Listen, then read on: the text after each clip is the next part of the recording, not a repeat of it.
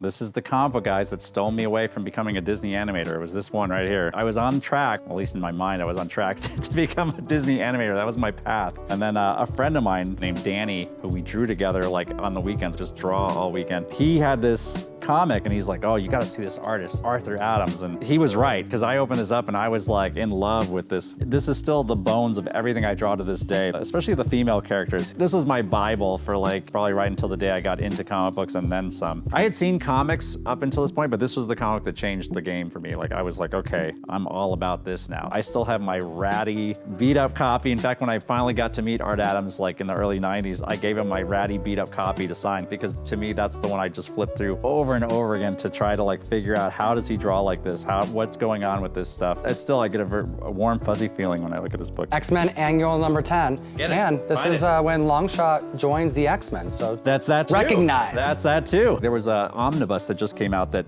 beautiful book. It's like the Arthur Adams omnibus. 10-year-old me would have had my mind blown if that book was presented to me then. And there was stuff in that book that even now I didn't know he had done. Nowadays, the internet, we're spoiled. We get to find out everything. But back then, it was a wild goose chase, scavenger hunt to find out what people did. But it was fun. I like that. I had this book for 2 years before I even knew there was something called a comic book store. My friend had found it at 7-Eleven. It was a fun time. I mean, back then, everything was a discovery. But yeah, this comic's very special.